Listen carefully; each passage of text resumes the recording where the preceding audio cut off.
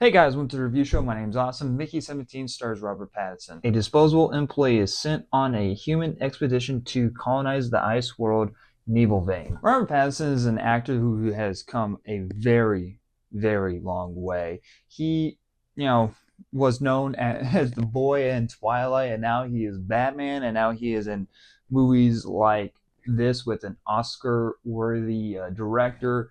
I never saw Parasite, but I heard really good things about that movie, and so I was kind of looking forward to this movie. Not very much marketing around this movie, but after watching it, I could see how hard it would be to market this movie because a lot of this movie is a mixed bag. I really enjoyed the first half of this movie, but then point towards the end of the first half, it started to really drag because a lot of it was overlaid narrations from Robert Pattinson, who gives off a great performance either way. He is really good in this movie. He does a very good job at playing very different, multiple versions of this character, and especially later on because Robert Pattinson plays a character where he is a expendable got a crewmate who gets basically cloned after every time he dies. And this company uses him for multiple different things to leading up to having multiples, which is illegal. And so you have two different Robert Pattinsons in the film playing off one another, which he does a very good job since they are not technically in the same exact scene together. They are in the same scenes, but they're recording it separately, of course. And so him bouncing off of basically himself, who isn't there, he does a very good job at that. And so he really pushes the movie very forward a lot, but it just does feel slow. And towards the end, there isn't really, it's not really that deep of a film. Like it's a fun journey type of film, but it really isn't that deep. And a lot of the characters in the movie are kind of forgettable. Mark Ruffalo is just plays like a Trump. He plays as Trump like impersonation and type in a way. That's kind of his character. He's symbolizing in that. You do have Stephen Yeun in the film who is good as well, but again, his character is kind of forgettable. A lot of characters just kind of pop up and disappear. This movie just doesn't really have any form of driving force to anything towards the end. Even for Robert Pattinson's character, like his character is just hit.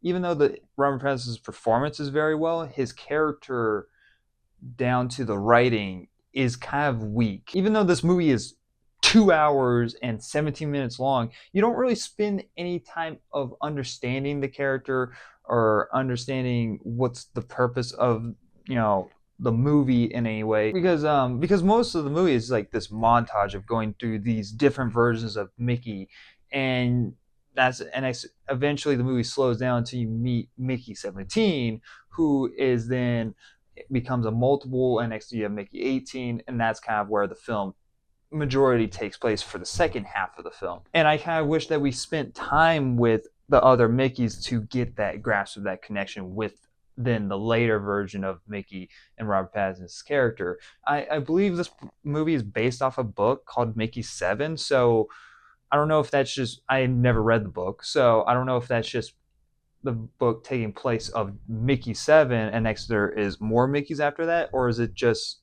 the movie decided to make 17 Mickeys instead of just 7? And if that case, if it was like that, then why not? Why do that? Could have just done 7 Mickeys, and we could spend time throughout the film doing 6 Mickeys, and giving a good exposition for each character and all that in that way. But overall, I enjoyed it. I had a lot of good laughs, most of it from Robert Pattinson. Mark Ruffalo got a couple laughs out of me, but the movie's just not really that interesting. And like I could honestly forget about this whole entire movie at towards the end of the year, besides Robert Pattinson's performance. And I feel like he deserves some form of nomination. I don't think it's any form of Oscar worthy nominations, but maybe as like a SAG award, like, or choice people choice awards. He does a fantastic job, and I feel like he deserves a award from his performance. But based off this movie, yeah, you could honestly skip out on this one. I hate to say that because we are in a rough times right now with movies.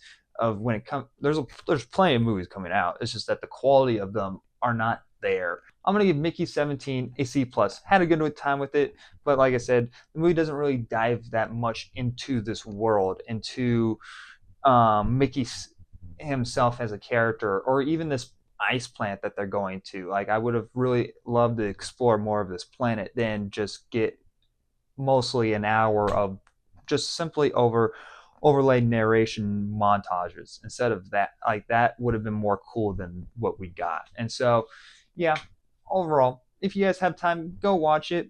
But this is not really something to go out and rush to see. So, but yeah. Anyway, guys, thanks for watching. Like always, I'll see you guys next review. Bye, guys.